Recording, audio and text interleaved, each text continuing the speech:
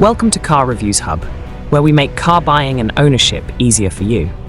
If you're thinking about switching from a traditional gas-powered car, but aren't quite ready to go fully electric, a hybrid or plug-in hybrid could be the perfect solution. These vehicles offer the best of both worlds. Better fuel efficiency without the range anxiety of an EV. But the real question is, which one is the smarter choice? What do you need to know before making your decision? In this video, we'll break down the key differences, benefits, and potential downsides of hybrids and plug-in hybrids. Stick around until the end, because we're going to help you figure out which option makes the most sense for your lifestyle. Let's get started by taking a closer look at traditional hybrid cars. For those unfamiliar, a hybrid is essentially a traditional gas-powered car that also includes an electric motor and a battery pack to improve fuel efficiency. Think of the electric motor as an assistant. It helps reduce the workload on the engine, allowing the vehicle to use less fuel and operate more efficiently. Some critics argue that hybrids aren't worth it because the fuel savings won't make up for the higher upfront cost. While that may have been true in the past, it's not necessarily the case anymore. The price gap between hybrids and their non-hybrid counterparts has narrowed significantly, meaning you don't have to spend much extra to get the benefits of a hybrid. Let's take a real-world example to put this into perspective. Say you're considering a hybrid version of the Ford Escape. Ford typically charges around $1,000 to $2,000 more for the hybrid option compared to the regular gas-powered model, a relatively small price premium. When you factor in fuel savings, that extra cost starts to make a lot of sense. The Escape Hybrid averages about 40 miles per gallon, or roughly 6 liters per 100 kilometers, which is up to 50% better than the gas-only model. By comparison, the standard Escape with the 1.5-liter or 2.0-liter EcoBoost engines gets around 30 miles per gallon. Now let's break that down into real savings. If you spend around $2,500 on gas each year, switching to a hybrid could cut that cost by about 40%, saving you roughly $1,000 annually. That means the hybrid option could pay for itself in just 2 to 3 years. Of course, actual savings depend on how much and where you drive, but if you plan on keeping your car for at least 5 to 10 years, a hybrid can be a financially smart choice. And this isn't just true for the Escape. Many hybrids on the market today offer similar benefits, with some models achieving an impressive 50 to 60 miles per gallon, around 4 liters per 100 kilometers. Take the Toyota Corolla Hybrid or the RAV4 Hybrid, for example. Both models come at a slightly higher price than their gas-only counterparts, but the fuel savings over time are substantial. That's why these hybrids are incredibly popular and in high demand. One of the best things about hybrids is that they don't require you to change your driving habits or lifestyle. You fill them up at a regular gas station like any other car, but since they're so fuel efficient, you won't have to do it nearly as often. Plus, hybrid technology is well proven. Toyota, for instance, has been making hybrids for over 2 decades, and their models are known for exceptional reliability and longevity. When it comes to maintenance, hybrids generally don't cost more than gas-powered cars, and in some cases, they can actually save you money. Some might worry about battery replacement costs, but the reality is that hybrid battery failure is rare. Most hybrids come with an extensive battery warranty, typically lasting 8 to 10 years. And even if a replacement is needed, there are affordable aftermarket options available, so it's not as big of a concern as some might think. The only real downside to a hybrid?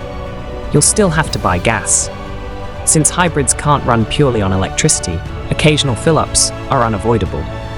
If you're looking for a vehicle that can operate on electric power alone and further reduce fuel costs, a plug-in hybrid might be a better fit. A plug-in hybrid, PHEV, works just like a regular hybrid, but with a larger battery pack and electric motor, allowing it to drive purely on electricity for a certain distance. Depending on the model, a plug-in hybrid can travel anywhere from 25 to 55 miles, around 35 to 80 kilometers, on electric power alone. Since that's about as far as many people drive in a day, it's possible to go for long stretches without using any gas at all. One of the biggest advantages of a plug-in hybrid is that you don't have to worry about running out of electric range. Once the battery is depleted, the gas engine kicks in, and the car operates just like a traditional hybrid. In most cases, when a plug-in hybrid runs in hybrid mode, it delivers fuel economy similar to its standard hybrid counterpart, typically between 40 to 60 miles per gallon, or around 4 to 6 liters per 100 kilometers. Recharging the battery is simple. Just plug it in like you would with a fully electric car. But unlike EVs, plug-in hybrids have smaller battery packs, meaning they take far less time to charge. Using a level 2 charger, commonly found at public charging stations or installed at home, most plug-in hybrids can fully charge in under 4 hours. If you're using a standard household outlet, level 1, charging times increase to around 8 to 15 hours. That said, plug-in hybrids do come at a higher cost compared to their gas or hybrid-only counterparts, usually ranging from $4,000 to $8,000 more. However, many plug-in hybrids qualify for government incentives and rebates, depending on your location. These incentives can sometimes offset thousands of dollars, bringing the price down to a level comparable to, or even lower than, a standard hybrid. Of course, there are a few other factors to consider before deciding if a plug-in hybrid is the right choice for you. For starters, owning a plug-in hybrid means you'll need a reliable way to charge it. That means either installing a home charger in your driveway or having convenient access to charging at work or in your area. One common question people ask is how much it actually costs to charge a plug-in hybrid and how electricity costs compare to gas. Electricity rates vary depending on where you live and even the time of day you charge. Charging at night during off-peak hours can be significantly cheaper than charging during peak daytime hours when electricity rates are higher. You'll also want to consider how much of your charging will be done at home versus at public charging stations. While home charging is generally more affordable, commercial chargers can be costly, and depending on the rates, you may not save as much as you'd expect. That said, if you live in an area where electricity is relatively cheap and you can do most of your charging at home, a plug-in hybrid can save you a lot on fuel costs over time. But with all these factors in mind, the big question remains, is a plug-in hybrid really worth choosing over a regular hybrid? The best choice really depends on your situation. If you live in a region that offers incentives for plug-in hybrids, bringing their cost close to that of a regular hybrid, then it's definitely worth considering.